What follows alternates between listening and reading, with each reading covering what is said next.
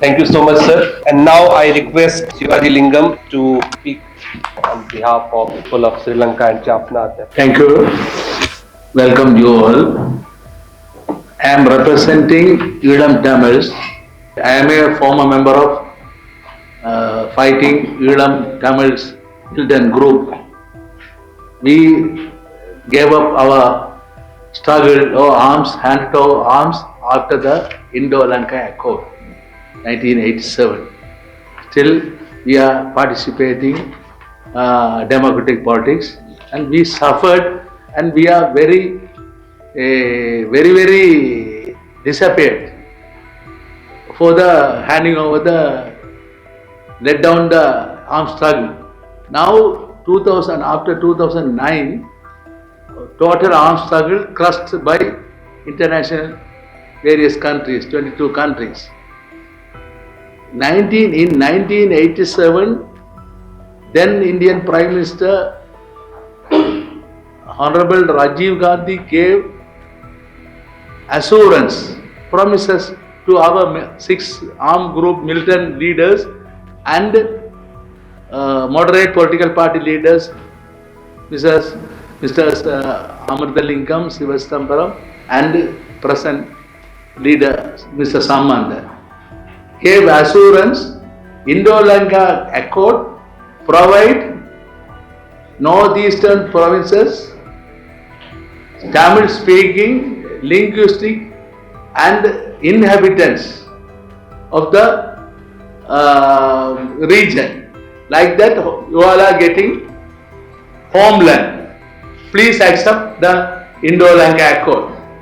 Honorable Rajiv Gandhi asked to our leaders. They mentioned this accord, mentioned one clause. After 1 year, in Eastern Province, referendum.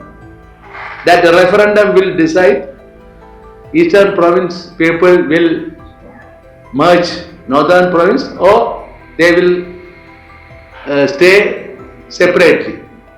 They pointed out.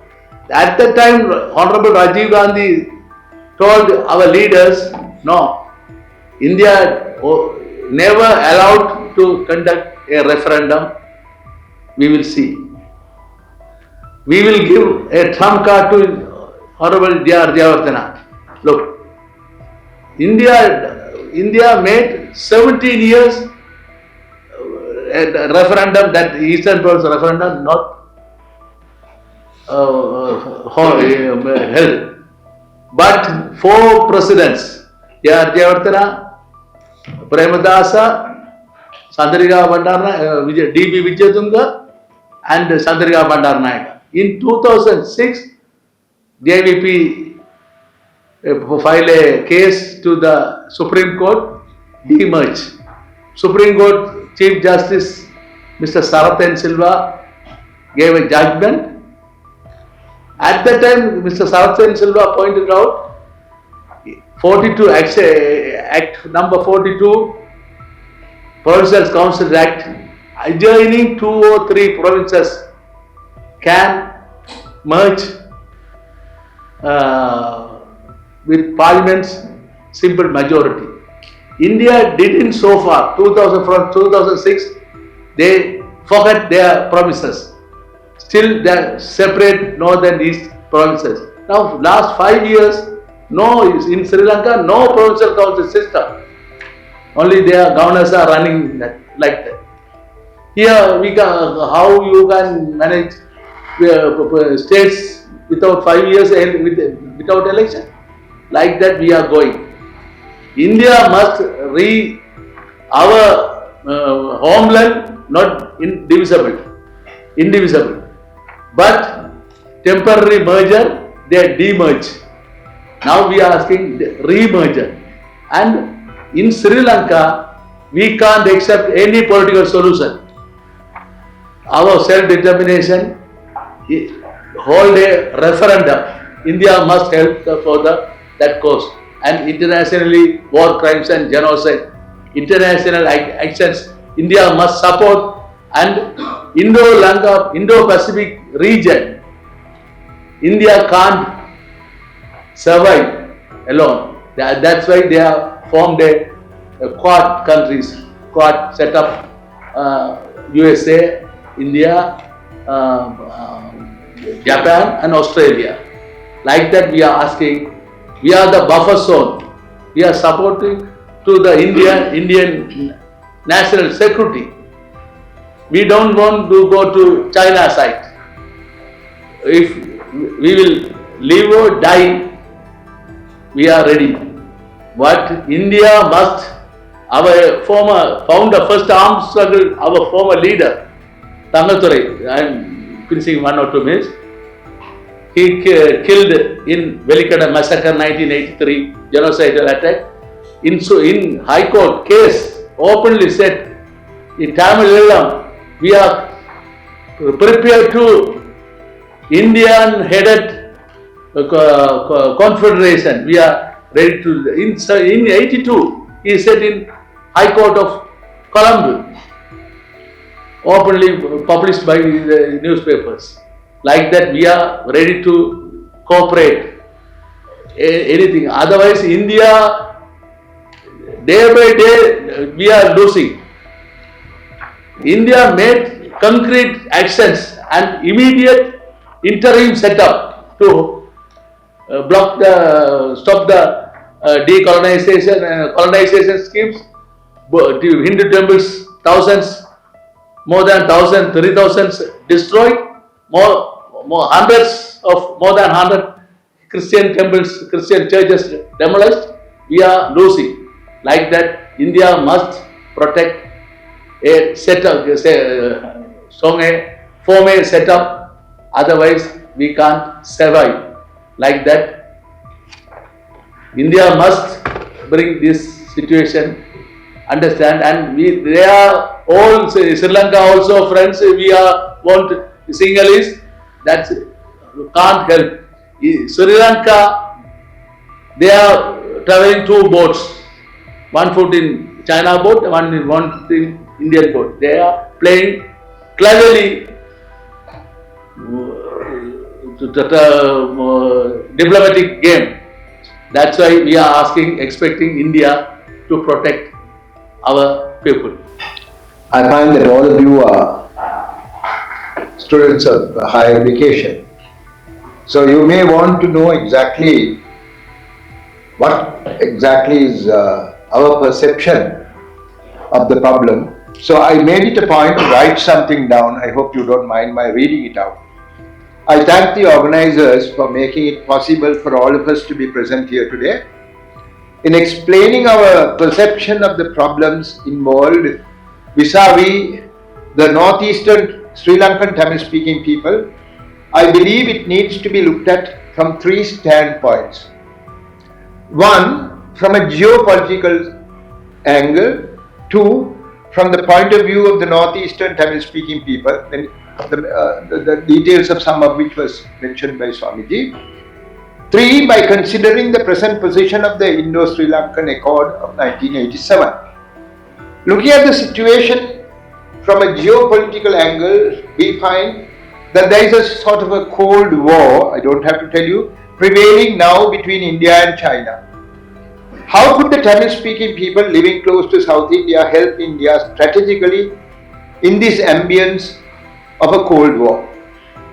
It is our view that India should position itself firmly in the northeastern area of Sri Lanka by gaining a stronghold in economic, social, cultural and political fields. Indian government controlled investments in the northeast with the concurrence of the central government of Sri Lanka and the Tamil national leadership would guarantee security to the investments. Many an attempt at investment by a Tamil diaspora has been foiled by concerns regarding the possibility that the central government of Sri Lanka might label the investors as pro-tigers and curtail or freeze the investments at some stage. There are some accounts which has a large number of amount, TRO account is freezed, and that money is just, the government is using that and it has been frozen.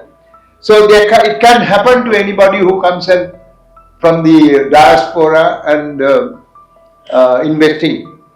Sri Lanka wants investments to bring foreign exchange into the island, but would not like the Tamil speaking areas to flourish or prosper. That is the secret of it. They would call everybody to bring the money in because they want the money to come in, but they don't want the Tamil areas to prosper. So that is the dilemma that we are faced with. One of the easier way to gain a foothold, these are our recommendations. One of the easier way to gain a foothold in the north would be by offering to desilt and rehabilitate the several tanks in the north. You know, the north doesn't have any rivers. We have quite a large chain of tanks, and these tanks, if desilted and made ready for tourists to come and be there, it would bring in foreign exchange. It can be also good for the fishermen, fresh fish fishermen to use it.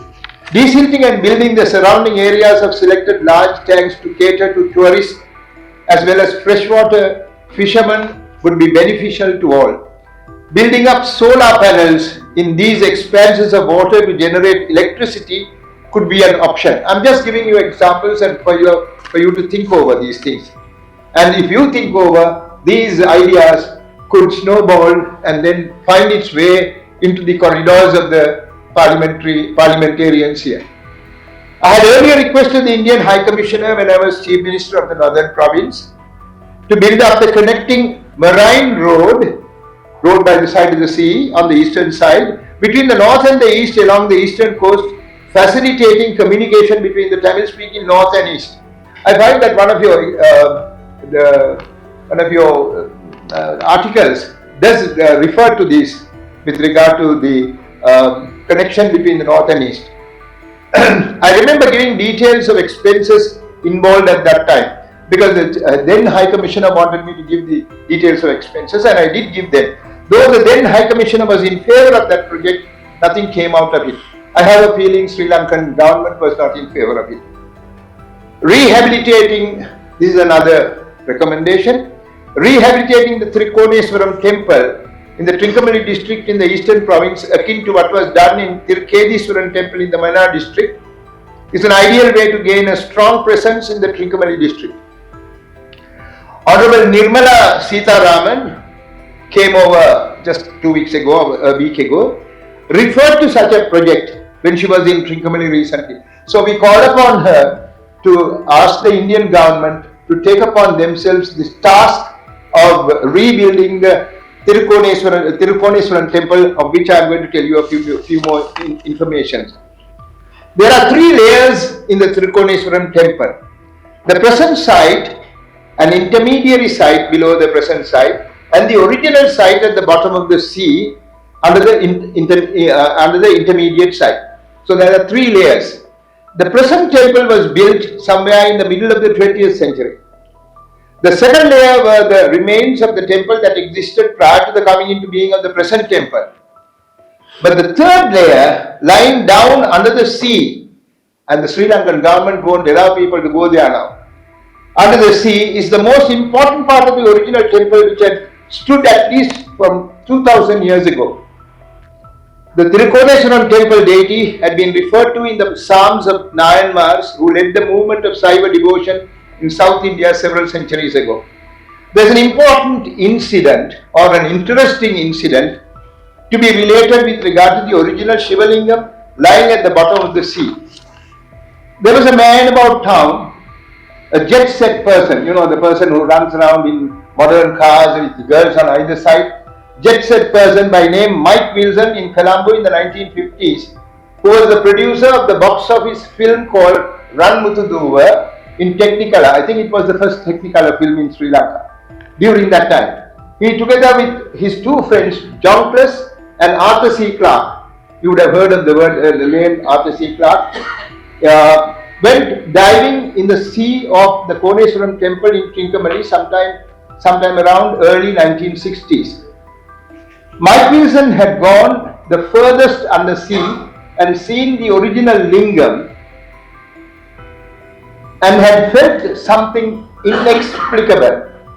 He came out of the water a changed man and very soon ended up as a Hindu Swami, a disciple of Yoga Swami of Jaffna.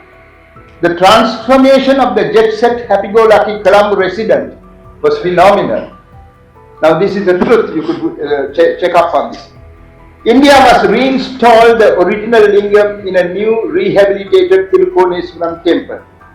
It is not out of place to state that Mount Kailash in the Himalayas, Chidambaram temple in Tamil Nadu and Tirukoneswaram temple in Trincomalee are in a straight line longitudinally. All three temples are ancient Shiva temples. Greater collaboration in the fields of Tamil language and literature, Hindu religion and Indian culture, as stated by Swamiji, between northeastern Sri Lanka and Tamil Nadu in India would bring India closer to the northeastern Tamil-speaking people. These are recommendations for closer collaboration between India and northeastern Tamil-speaking people, which could reduce considerably the influence China has gained slowly but steadily in the Tamil-speaking areas. Minister Douglas Devananda, who is one of the present ministers, has already signed recently an agreement with China for a project to be undertaken in the northern province of Sri Lanka. Whatever his perceptions are, the Tamils of the northeast have been consistently against the intrusion of China, Pakistan or any other inimical forces against India. But the Sinhala ethnocritic Sri Lanka has time and again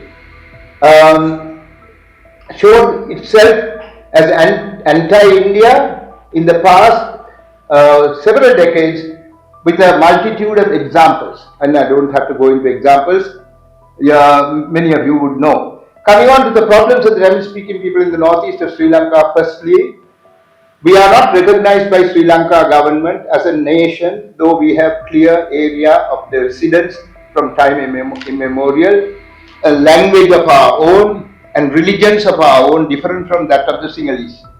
This recognition is very important. The Tamil language had been spoken for over 3,000 years in Sri Lanka according to evidence unearthed recently, while the Sinhala language came into existence only around 1,400 years ago. Their first grammar book, Siddharth Sangarava, was only written in the 13th century AD, just about 700 years ago. The DNA tests have confirmed that the Sinhalese and the Tamils belong to the same category of humanity. There was some reference to the north and east being traditional living areas of the Tamils in the Indo-Lanka Accord of 1987. This must be recognized by the powers that be both in India and Sri Lanka. Unless we Tamils are recognized as a nation, the next step leading to confederation would be difficult. Confederation could be the only permanent solution to our ethnic problem. At the moment, not recognizing our right to self-determination, our lands are being grabbed both by government departments as well as the others from outside north and east, as stated by Swamiji. Grazing grounds are colonized by outsiders.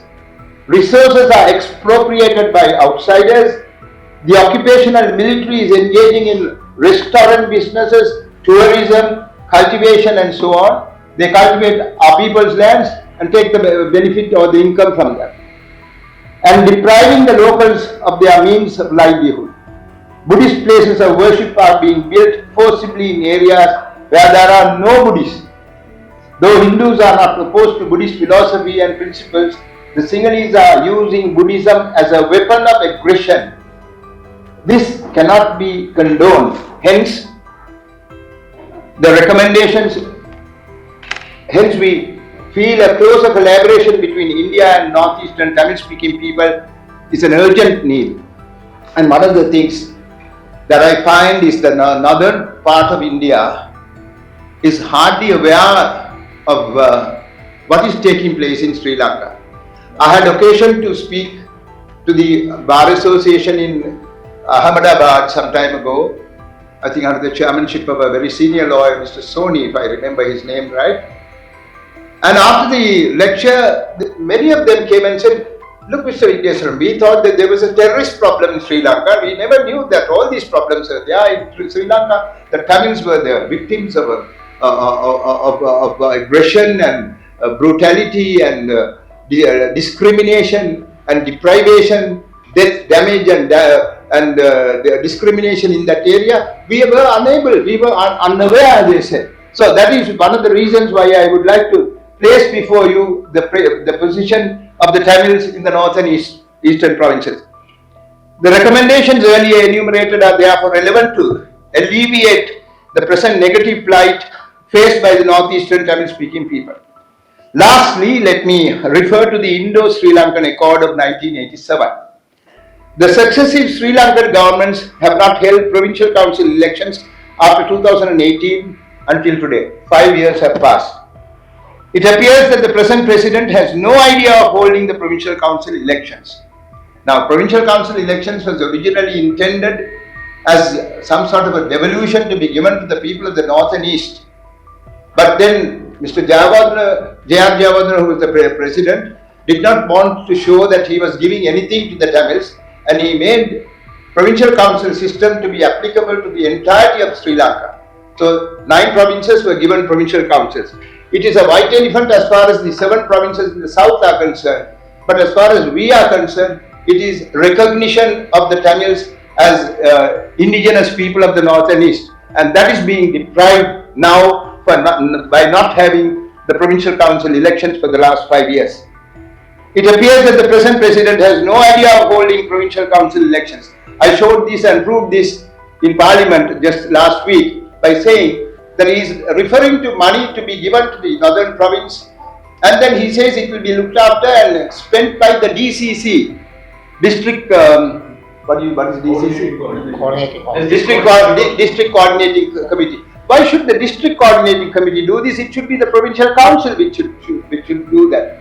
Then he says the Secretary of the Provincial Council, who is a Sinhalese, who has been brought in there, has been tasked to spend the money in some other matter. So he is not thinking in terms of the existence of a Provincial Council in the near future in the north and east.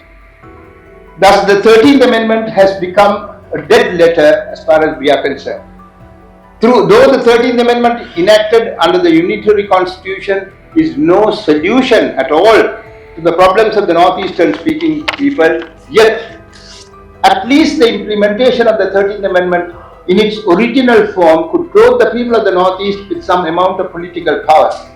There is discussion going on in government circles to bring in a new constitution. The idea seems to be to oust the jurisdiction that India has on account of the Indo-Sri Lanka Accord, to interfere in favor of the Tamils, and having ousted India's presence after that, to foist an ethnocratic constitution prejudicial to the Tamil speaking in the long run. This must be foiled. I hope to understand what I am trying to say.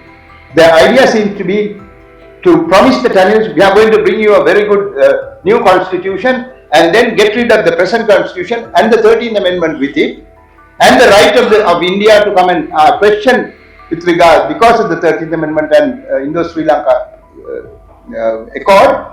Later on, once the India's position in this is taken away, to go back and have amendments to the constitution and deprive us of whatever, even what little that we may have at the moment. So this must be foiled.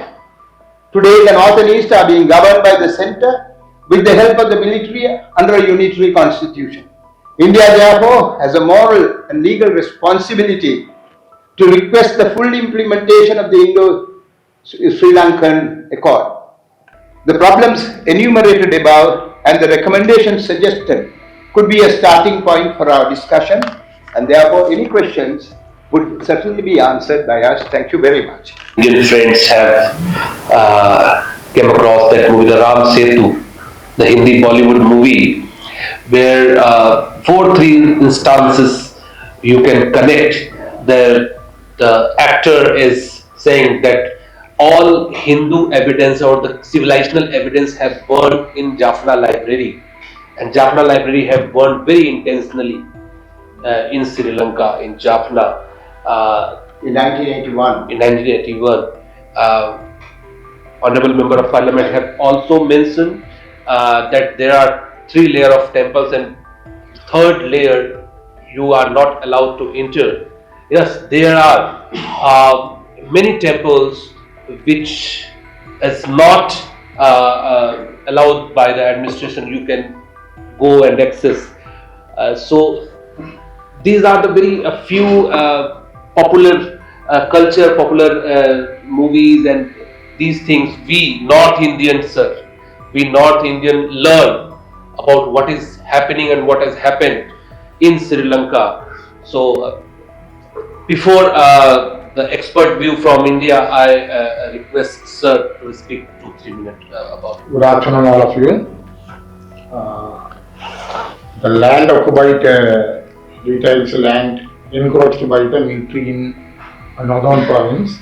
Kilinochi 4,378 acres, Jaffna 2,433 acres, Mullaitivu 1,578 acres, Vaunia 1,021 acres, Mannar 130 acres, and eastern province Batikalo 34.46 acres are full occupied army. Army at the full totally 9,500 acres. The land are private land. Military forces are occupied to these areas.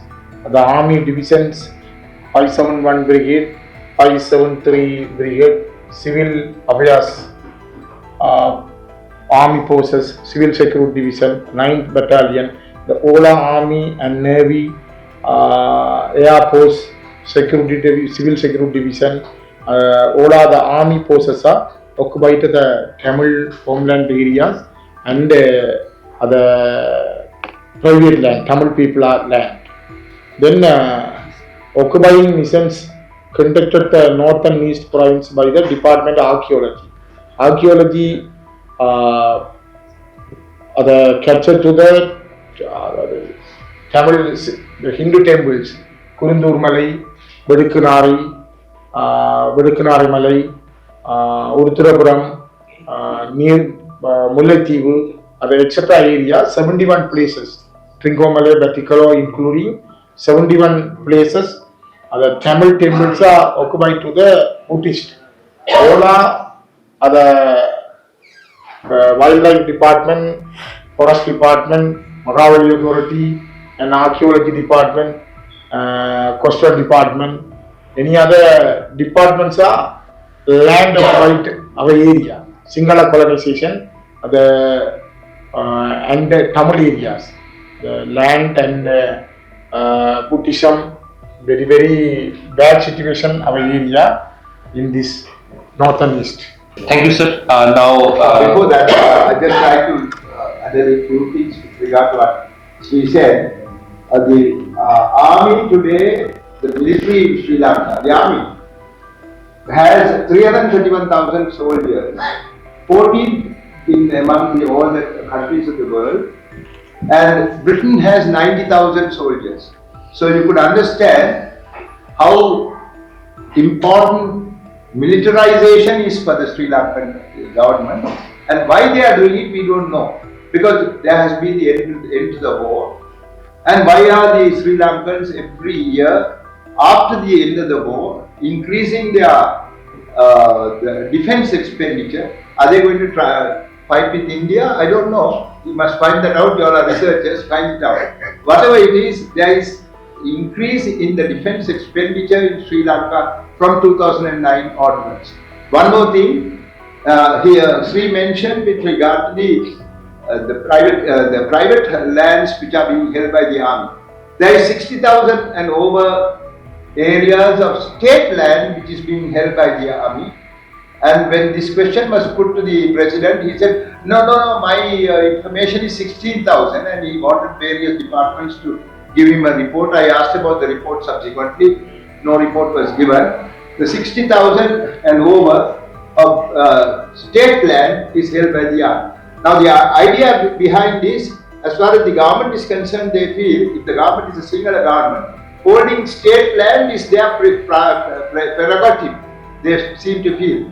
But state land also comes within the provincial administration, and it is mentioned in the law that any attempt to take provincial land, they must get the consent of the provincial council. So you could see without permission from the provincial council, without our being consulted, over 60,000 state land is being used by the military. Every 5 civilian has 1 soldier in northern east of Sri Lanka. That means that for 5 people there is 1 soldier guarding them. This has happened nowhere in the world, ever in the world, the first time. But one more thing I want to say is the Provincial Council and Canada, we had an accord. I mean, India and Sri Lanka had an accord signed in between them called the Indo-Sri Lanka Accord. There are 2 main provisions. One is disarmament of the militants who were arming. The second is devolution of power, that is the Provincial Council. The first part of it is being completely completed, that is, there is no armed rebellion there. And the second part is nothing is being done. So basically, nothing being done, there is a law, but the law is in the papers, it's not being implemented. So what we are asking the Indian government is responsible for this Indo-Sri Lanka Accord. They did not include any Tamil-speaking people or the parties included in that accord. So one is fulfilled. We are demanding or asking, requesting, begging that second part is being implemented. The only way the second part can be implemented in Sri Lanka is through not exactly military intervention, but the presence of military in Sri Lanka in person to forcing the government to implement the second clause of it. This way, India also can protect its southern border from the threat of China. That is with this I like to conclude. Dr. Abhishek for giving this opportunity. Sharun Upadhyay also making this event. And we are delighted to have this is informal meeting of the School of International Studies. But on behalf of we are teaching and we are faculty and students of International Studies, School of International Studies. So I welcome you all to this school. This is one of the prestigious school, at least in Asia, I can say. One of the leading universities. Number of good scholars have been passed out from this university. They are in the Sri Lankan different establishments. They are in civil services. They are in the politics as well. I think last education minister also studied from there. So, but we are again we are very delighted to have honorable former chief minister and member of parliament to this delegation. This is a very rich civil societal delegation. I would say rich in the sense it's not just a track 2 dialogue. It's in fact track 1.5 dialogue, where we have the member of parliament and we have Swamiji with us, a former member of parliament. So, and the people from different part of the world, they are natives of this land, but they are now based in different part. The important thing is that after the deliberations from the Sri Lankan delegates, and they are the natives of that land, they are the sufferers of that what they are talking. They have the first hand experience that what they have witnessed for last 4, 5, 6 decades. I would say from just after the independence, the way they have been suffering and bringing and summarizing the things before the Indian society as well. So I really appreciate the way they have put it. I'm an academician, but of course 2, 3 very important submissions I would like to make before you, because the religion, particularly while you talk about religion, any religion, that this land is home to 4 major religions of the world: Hinduism, Jainism, Buddhism, Sikhism, and moreover, Buddhism had been considered at the in the sense of Buddha, Gautam Buddha, and that source of peace. But the way I studied about Buddhism and the Buddhists, the behavior in Sri Lanka, in Myanmar, the 2 places that I do find that I think they are just using Buddhism as a tool or to consolidate their majoritarian discourse. That is one thing, that because religion, if you talk about religion as Mahatma Gandhi and others talk about, religion is a source of peace. Swamiji understand better. Religion is not a source of conflict, but what it has been projected before the community, that religion means the source of conflict, to keep religion out of the politics.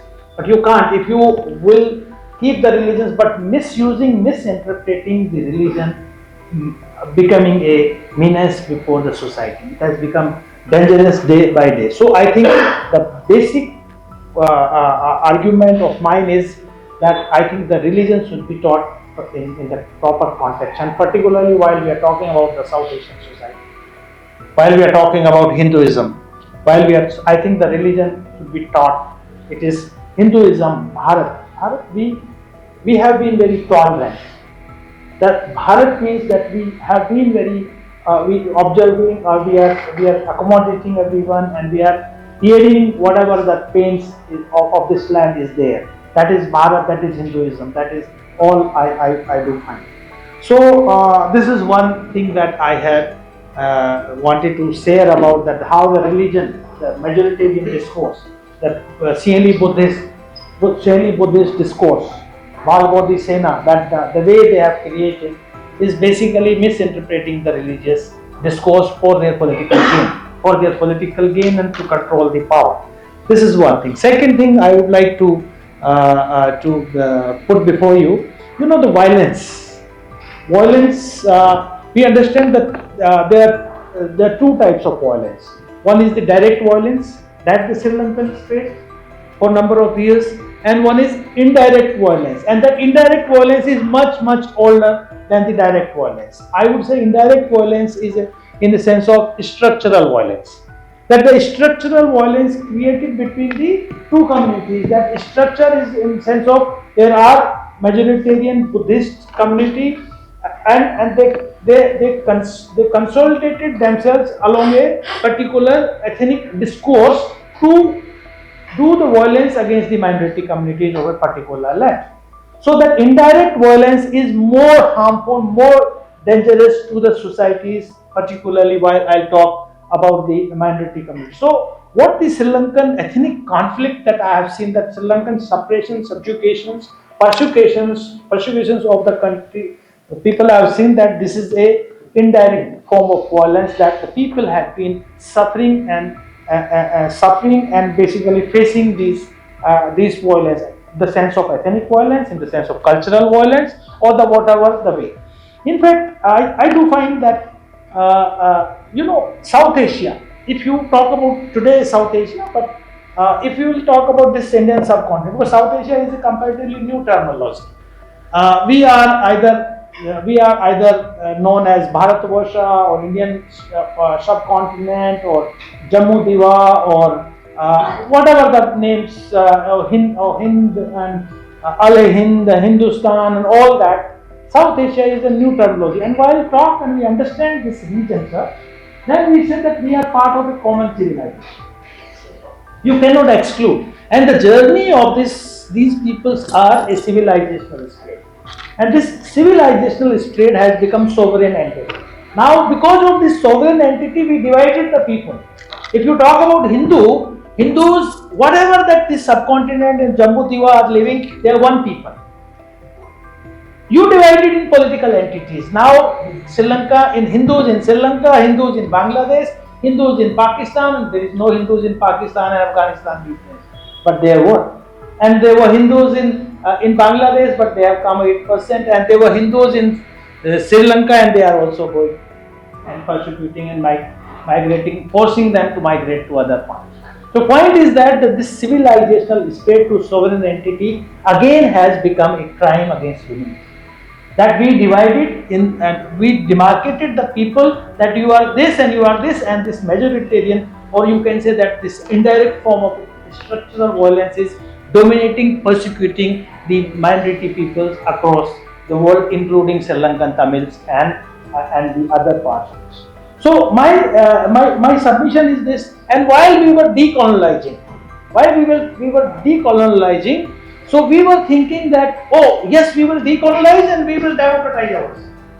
And while you will democratize means democracy. What do you democracy? Democracy means that the addressing the issues of the most vulnerable sections of person of the society. But this democracy has again been misrepresented by the majority-minority discourse. That a majority is defining and designing the fate of the minority community, and this is happening in Sri Lanka again. That the majority community. And while you're talking about the democratic solutions and parliamentary solutions, you can't have it because the majority groups has majority in the parliament and they cannot give any verdict in the favor of the minority communities. So you have given again the majority minority interface due to the adopting a democratic setup in this subcontinent become a source of victimizing the minority community in this society. And what is happening further that you know, because of the number of factors that we are we are constructing the nationalistic constructs along the you can say along the ethnic lines, religious lines, or linguistic lines, and that inclusive discourse has become the victim of the exclusive discourse. Like you impose the Sinhala would be the only language of Sri Lanka. So means what the non-Sinhala speaking people will go. What the Jinnah did in case of Pakistan, the Sri Lankan government did in case of Sri Lanka in 1956, and the Sinhala majoritarian nationalistic discourse has been imposed on the non-Sinhala speaking people in Sri Lanka. So my point is again that while you are looking these aspects of majority inclusive and exclusive discourse, majority minority discourse, this is leading us, forcing us to develop one kind of relationship. That member of parliament and former CM and Sir has also pointed out that the relations between the two communities has become the relations between subordinate and subordinate. That one community has become superior, and because of the numerical strength, nothing else. And they are making the other communities subordinate, particularly the investment issue that I remember while the East Pakistan and there were West Pakistan. And the West Pakistanis, they were Punjabi Muhajir was controlling the discourse or polity of Pakistan, and most of the investments were taking place in the West Pakistan, and the earnings were generated from the East Pakistan, from selling fish or jutes and all that. And the same thing, while you talk about northeastern Sri Lanka, that the tea and rubber and coffee and all the earnings to the Sri Lanka was coming from the northeastern region, and investment were taking place in the other parts of the Sri Lanka. And that subordinate relations has further become a source of anguish or conflict between the Sri Lankan communities further. And that lastly, it is moving towards what I am drawing from the different deliberations. What is further drawing that now you started demanding for initially provincial autonomy and later a separate statehood. Because if you will not address and you will look democracy in the sense of majority and minority discourse, number one, or you will see that inclusive and exclusive discourse, then what you will do? You don't have any solution because the parliament will not give you solution being a majority community dominating the parliament. So you started asking for the separate statehood, and I think that was the major cause that the Sri Lankan Tamils had asked for the Tamil Ilam. And unless until this would not be understood in true sense, in the true principles of democracy or true sense what our civilization, our people have been understood, this problem will not be resolved. So I think we have to have an holistic understanding, human-centric approach of resolving these issues, and should be addressed by the international communities, particularly India being a leading power in the region should intervene and should resolve, have political solutions, so the minority communities issues can be resolved. Otherwise, what would happen, that the other forces, extra regional powers, will play their game, and this is happening in Sri Lanka for last 2 decades. Yes, earlier the Americans were there, now the Chinese are there. So Chinese are there, now Chinese are balancing the cultivating one force, of course, to whom they will cultivate, and we have seen that how they cultivated Rajpaksa and majority discourse, and to balance India, because India had been sympathetic and concerned about the minority community. But I would say one thing, in the last few days or few months, or I'm reading in the newspaper that India is more assertive, emphasizing more in the recent days about the minority issues in Sri Lanka, about the 13th Amendment in Sri Lanka, about the implementations of the Sri Lankan Accords of 1987. India has to be more firm, because we have been involving very constructively in Sri Lanka during the last crisis, economic crisis, during the infrastructural developments. You will see Jaffna to Colombo rail services that India had been constructed, that 62,000 houses India has been, and also developing and bringing number of projects. So my point is there, while you are developing the Sri Lankans, India should also, and while you are addressing the concerns, economic concerns and political concerns of Sri Lanka, India should attach the minority and the Tamilian issues with them, that we will bring the development, but you have to resolve, you have to implement the accord in the true sense that was supposed to be implemented 3 decades before. So thank you very much, and I think thank you for bringing such a wonderful delegations from, and I again welcome you in the School of International Studies. Thank you very much. Thank you, sir. So after sir's deliberation, I don't think there is much to say, but still we have expert on South Asia, Professor Saurabh Kumar, Dr. Amit Kumar, and the students, and our old friend and assistant professor in European Studies, Sakti Sri Chandan. Hope Velan Swamiji, you remember the last time we both we met. So time to time I take insight from my colleague and friend Sakti Sri Chandan. From the security studies, national security studies, Dr. Ankur Yadav is also here. So they are, so after the search deliberation, now I am opening the floor for observation, for comments, and any questions if you have. So, thank you. Such a nice speech and observation. What I think now is Chinese entry into the politics of Sri Lanka, and the solution is something very. It's not only between Sinhalese and Tamil, but now because of Chinese presence, something has taken a very different turn. And India is, of course, was a big player, but now again it's a Colombo port city. Now Chinese Belt and Road projects, and so many humanitarian agencies. But the cause, what we all talking, that has went on the back burner. So what that my first question to you, that what you think of Chinese presence in Sri Lanka nowadays, and number two, how Rajpaksa government, that all they have taken the initiatives, pro-Chinese initiatives, and that is I think India has a limited role at this stage because of the Chinese presence. Number two. Number three, that even if India, what you said that in one of the observation that India, because of this all, we are not raising that questions on different stages, and India is not supporting that Hindu cause.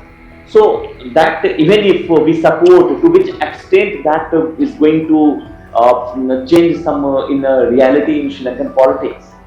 And number four, what you think at this stage, what the other countries from West and even in South Asia, India can do, because something is, as you are already saying that they are increasing the defense expenditure. Okay, so I think that in keeping in mind in future that if some kind of resurgence of Tamil supporters group or something, so they are actually keeping themselves ready for if something like that occur in the future also.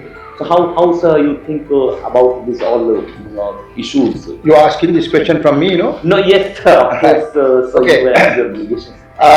Firstly, we must remember the Sri Lankan government, successive governments are ethnocratic. You know, Professor Yiftachel of Israel did research into what is taking place in Sri Lanka and Israel. He's an Israeli citizen, and he came to the conclusion that both Israel and Sri Lanka are ethnocratic. Ethnocratic means that the government is geared to look after the interests of one racial group and for the benefit of that group, which means the government of that racial group, for the racial group, by the racial group. Now that is what is taking place in Sri Lanka. So when you ask about India's position, how it should be and all that, one must know exactly how they are behaving with regard to China and others. They trust China more than India. Not because India has any shortcomings, but because they feel the Tamils are closer to India by virtue of the fact that the same ethnic group is there in the south of India and the north of Sri Lanka. And therefore, the Sri Lankan government has been so far been able to deceive India, because whereas right throughout they are interested in Chinese help and to make whatever that they want from China, and China, as far as they are concerned, has been giving large amounts of money on loan. So therefore they are beholden to China also. So under these circumstances, there is deception being performed by Sri Lankan government vis-a-vis India. So now all your questions will be based on this deception. How will the Sri Lankan government deal with the situations that are coming up, and how should India deal with these situations? Depends on the realization of the Indian government of the inner workings of the mind of the Sri Lankan leaders or the singular leaders. Unless you understand that, you cannot give any answer to this question without properly giving an answer to this question. So now, will you now tell me exactly what these questions are in the light of what I have told you? Then I will answer them one by one. What was the first question? That how, to which extent that you see India's role vis-a-vis China, that they are playing more active role in Sri Lankan How politics. India can balance, how India as can balance China. that port city they are now being. That is why, yes. Now, in the light of what I said, India could balance by taking an open stand with regard to North and East, because North and East happens to be a buffer between the Chinese oriented or Chinese more Chinese prone singular areas, and the Northeast, which is more closer to the Indian subcontinent. Therefore, it is necessary for India to show a greater amount of interest in the Northeast, to show a greater amount of interest in the Northeast, in the economic field, in the cultural field, in so many other ways by which India can help us. That's why I mentioned to you immediately what things could be done with regard to desilting of tanks and so on. Those were areas within which can be easily done, and presence of India in the northern and eastern province is absolutely essential. Now, the presence of India in those areas, the government may not like, because all the atrocities being done by the Sri Lankan government, Sri Lankan military, will come to light, and they may be able to bring these things out. So, therefore, this is going to be a problem. But on the basis that we are asking, lots of us who are representing our people are asking for help with regard to in the economic field. India could ask to what extent they could give help to the Sri Lankan government in the northern and eastern provinces. So the presence of India patently, ostensibly in those areas in various projects is a matter which will be very useful in dealing with the presence of China in the other areas. At the moment, India is not doing it. China has been able to get hold of the present minister, a Tamil minister, and there is a project that has been project that has been signed about 2 or 3 weeks ago, which is for the northern province, and that would make sure Chinese presence in those areas. And when you have underwater projects, please don't forget the area in India, Vijayanagarama, what is the place? There is a place starting with V. That is where your underground researches are done. Visakhapatnam. Now, when they start doing underground projects there, I mean, Visakhapatnam is going to be is going to be in difficulties, in some sort of a can be major threat to Visakhapatnam. So therefore, one has to be very careful in making sure these projects with Chinese interests are not taking place or should not be allowed to take place, because it would be detrimental to the interests of India. So that is the first one with regard to your matter, with how to deal with it. It was only observation and coverage. I have different journalism. I'm taking different route actually, but it will serve coming crowd and blue crowd. Actually, elites are working very prominently in making a foreign policy of any small country surrounding, either it is Nepal, either it is Sri Lanka, or either it is Maldives. Here in Sri Lanka, there are two types of elites.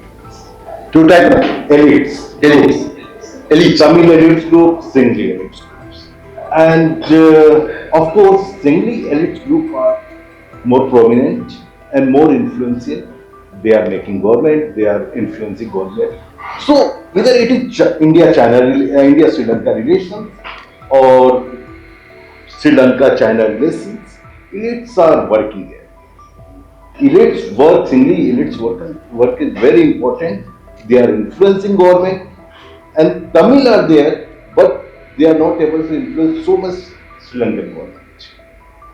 And it is challenging task for government of India to influence, to manage Singli elites. Managing Singli elites will work in favor of Tamil as well as India and Hindu culture. So, if you have any options, suggestions, how India can manage Singli elites, the management is important. What do you mean by elites? And let me add, You answer that. that's a very good observation. Excellent observation that you have made. There are a couple of reasons for that. One is Sri Lanka is a government.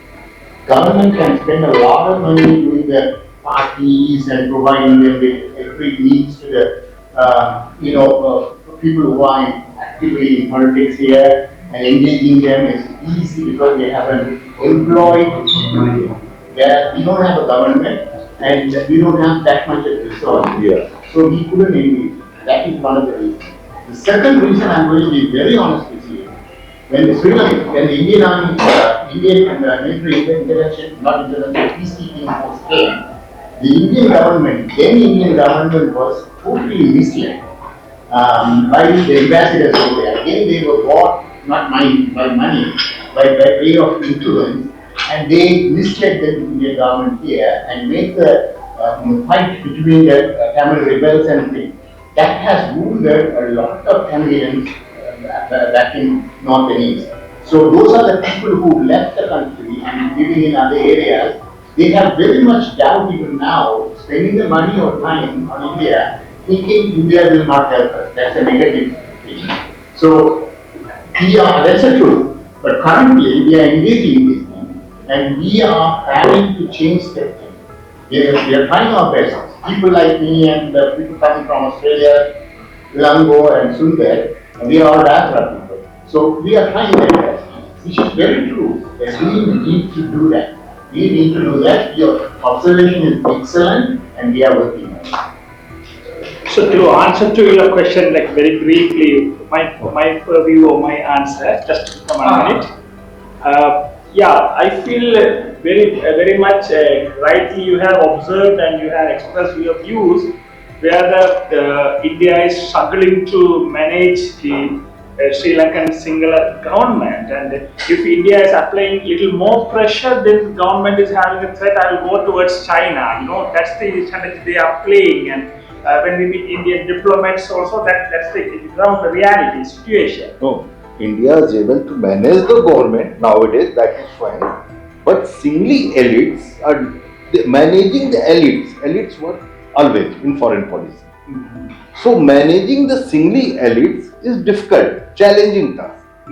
How to manage singly elites? That is the problem. Yeah, but again, even Indian Prime Minister has told the 13th Amendment has to be fully implemented, but nothing has happened. He has told twice, thrice publicly to the Sri Lankan leaders. So that shows that somehow the Sri Lankan government also is not willing to, listen to the Indian government in that perspective. Somehow the management is happening in different ways, developments and funds, etc. So in that perspective only, I feel from Elam channels, we feel that India should take up a strong standpoint with the Elam channels, and like I'm here for to promote a referendum where all the choices can be there in the referendum. But let the people decide whether unitary system or federal system or self-determination, whatever it is, it doesn't matter. So India, if can take up that strong standpoint, then I feel the Sri Lankan government or the Sri Lankan singular Buddhist state will reduce all these their atrocities and all the things, and they will come to the line. That's our perception. Adding to that just a little more. Adding to that, I would like to say that there is a moral obligation on the part of India, having signed the Indo-Sri Lanka Accord, to be able to tell Sri Lanka, now for example, needs assessment with regard to the war-torn area in the north and east. We have been asking for that to be done, and it is still not being done. That is, the government does not want to have an assessment made of all the damages that have been done in the war-torn area, and wants to keep away from telling the truth of what is taking place. Now, there is a possibility that India, as a person who was as a party to the Indo-Sri Lanka Accord, to ask for a needs assessment with regard to North and East. Now, needs assessment will bring out what exactly has taken place, how much of damages have been done to the area, and what amount of what has to be done with regard to the present situation. So there are ways by which India could deal with the elite, the singular elite, in a more easier manner.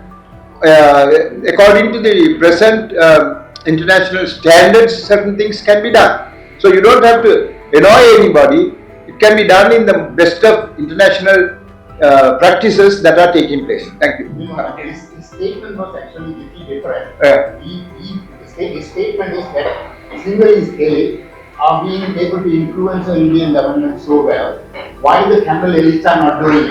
No, Sri Lankan war. First Sri Lankan war.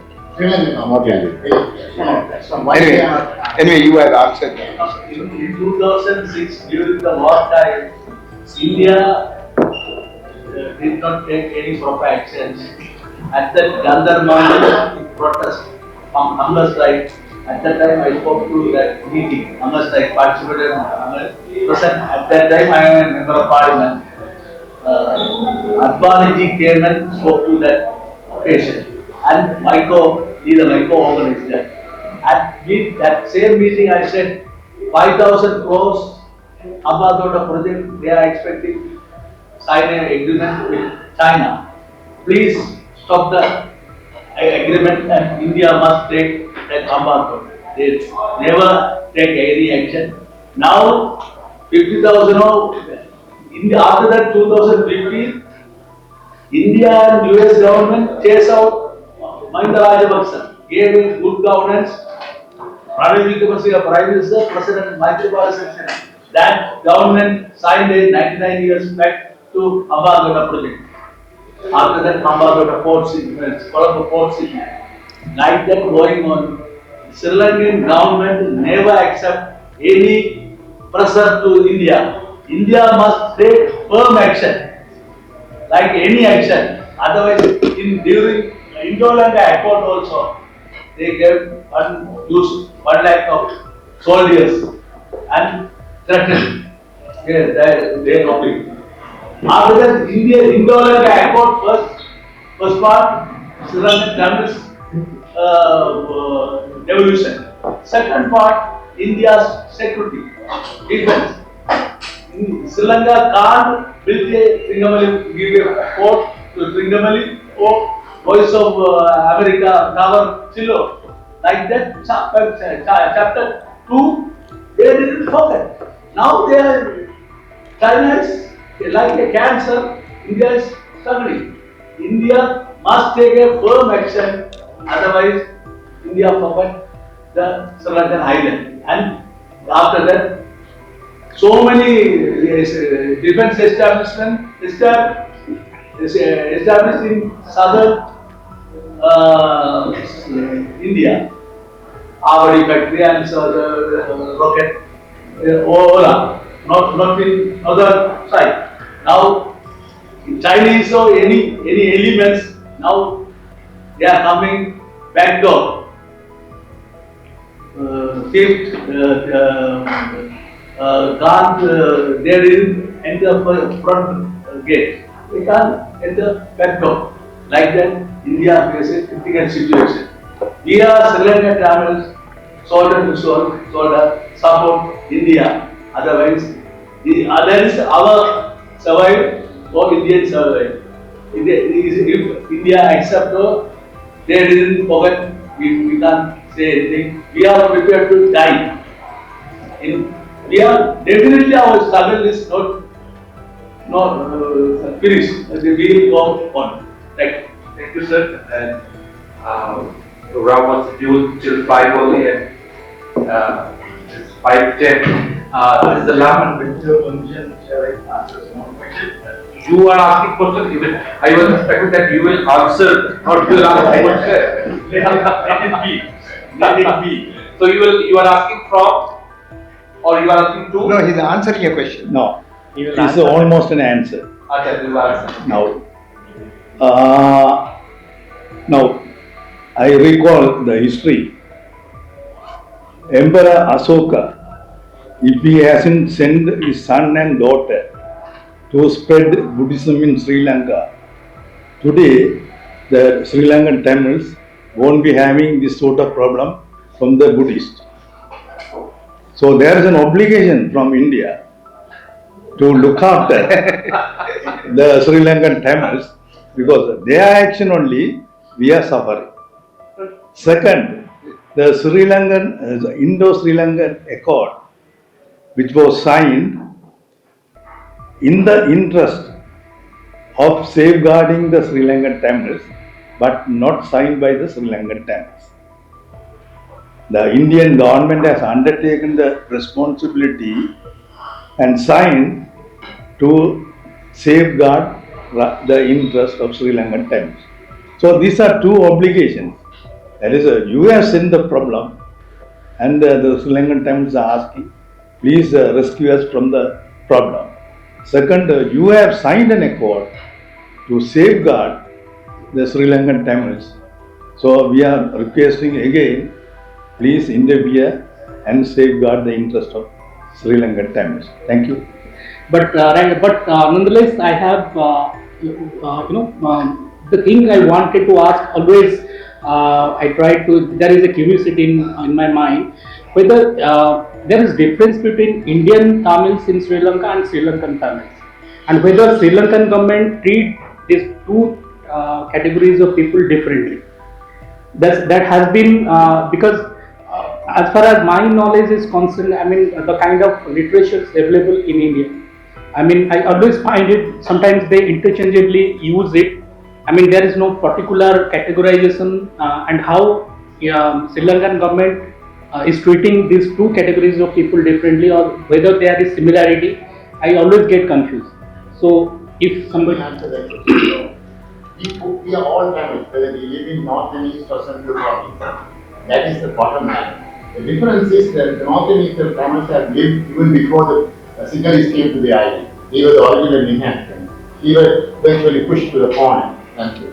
The second thing is upcountry Tamils are brought in by the British, or rather not brought in, they were encouraged to come to the northern central province because the central part of Sri Lanka was fully forested. No human being can really go and do anything at that time. So they wanted to establish tea estate and a rubber estate, actually originally coffee estate. So they want to bring some laborers. So they encouraged the laborers, told all kinds of lies to them that they will be giving this and that, and they brought a large number of the population to the central province. And they toiled there. They cut the trees, people died of mosquito, malaria, and but it was the police from Manila, one corner, they made them walk about 200 miles to the central province. And they endured so much of trouble. And what they were given is a small 10 by 10 rooms to live in a family, in a row house. And they were given monthly stipend for food and other things. That condition is still existing. It is the fault of, I want to say openly, then government of India, they signed a pact then, and with the Sri Lankan government thought if these people remain after the independence, they will have a lot of MPs in the house and they can't pass laws. So they negotiated with the Sri Lankan the Indian government to expedite or rather send the people out. So some form of negotiation, hundreds of thousands of, I have the statistics but I don't have it in my mind. 1 million Tamils. 1 million. Less than voting rights. They were voting rights. If we had it, it is a strength. Having said that, if we go into a current situation, different situation in Sri Lanka, if the Tamils were living in the northern central part of this island, there won't be a Hambantota. Because if the India controls the central part, Hambantota is like a throwing a marble into them and destroying them. It's so easy, so close by. So we lost all these things, and the Sri Lankan government signing the game from independence fooled everybody. US and Australia, and thank you so much, sir, for your wisdom, for your words, and for your time. Without your support and without your presence, this program have never thought that it would be successful, because without your presence, I thank my colleagues, Dr. Sri Chandan, Dr. Kumar, Dr. Kuriyato, my friend, Dr. Abhi Kumar, and my students from South Asian Studies Center, Russian Studies Center, CPOD. So thank you everyone, thank you so much. We'll meet again.